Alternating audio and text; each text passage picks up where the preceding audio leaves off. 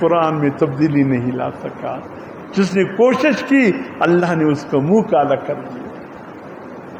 اس قدر اللہ نے اس کو ذلیل کر کے رکھا. اچھا کہتے ہیں کہ ہارون الرشید کی دربار میں سالانہ ایک علمی مذاکرہ لگتا تھا. علمی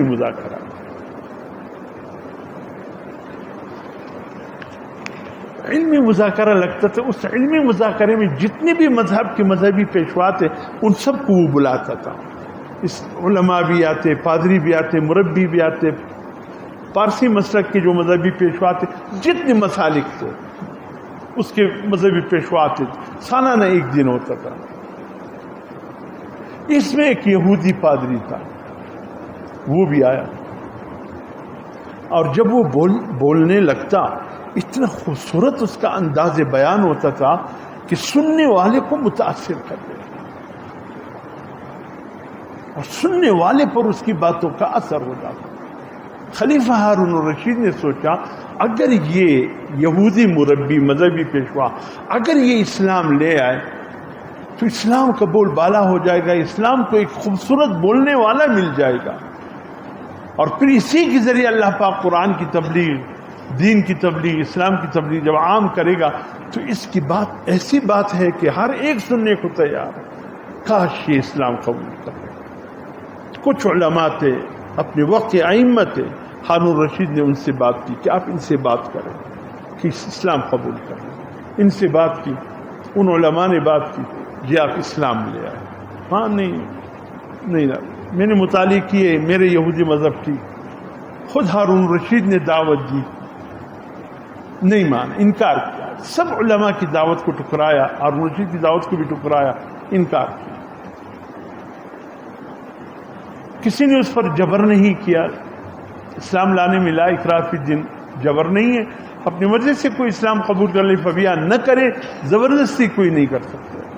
کسی نے وقت کا خلیفہ بادشاہ جو چاہے کر سکتا ہے, لیکن اس نے بھی زبردستی نہیں کی, جانے دیا.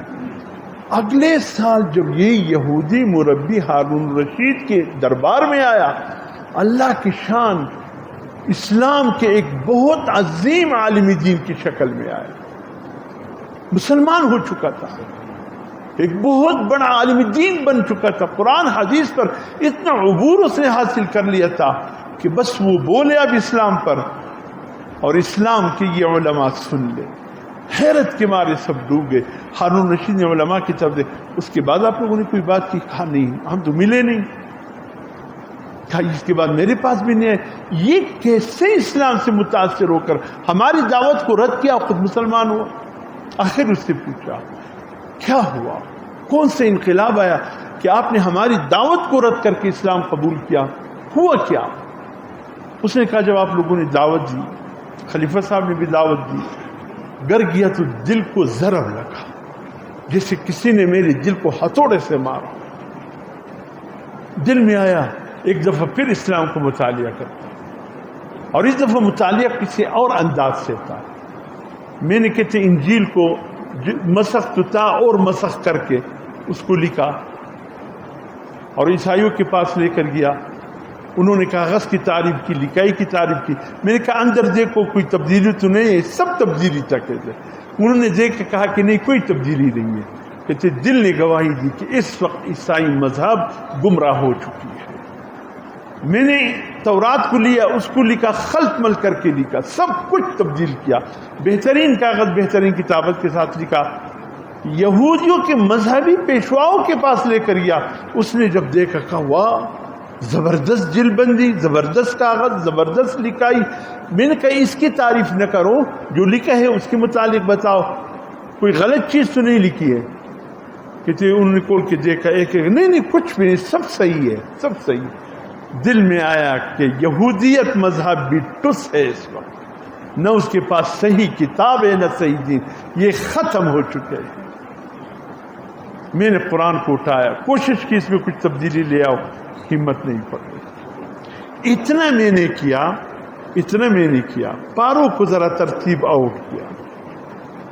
19ویں پاری کی جگہ 9واں پارا کتاب اس میں رکھ دیا, 8ویں کی جگہ 18واں رکھ دیا, 26ویں کی جگہ 6واں رکھ دیا, بس یہ تھوڑا سا میں نے تبدیلی کی، پاروں کو آگے پیچھے، الفاظ میں ہمت نہیں پڑا۔ میں نے کہا علماء کے پاس بعد میں لے کر جاؤں گا، عام کسی نے کہا یہ دکاندار سے کہتے، میں نے کہا حفاظ کون ہوں گے قرآن کے؟ بغداد کا بازار بھرا ہوا تھا، ہر دکاندار حافظ قرآن تھا۔ ایک دکاندار کے پاس میں گیا، ایسا مجھے لگا کہ یہ قرآن حفظ کر کے شاید بھول چکا ہے، ایسے کے پاس میں لے کر گیا، اس کو جب دکھایا، یہ کیا کیا تو نے قرآن کے ساتھ؟ میں نے کہا میں نے کیا کیا ہے؟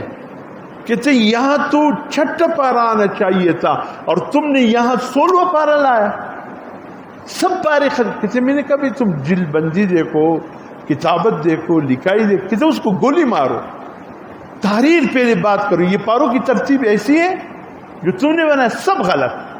کہتے میری دل نے گواہی دی اگر سچی کتاب ہے، حق کتاب ہے تو قرآن، کوئی اس میں تبدیلی نہیں لاتا۔ بس میرے محترم دوستو، بات تمہیں یہ کرنے والا تو اتنا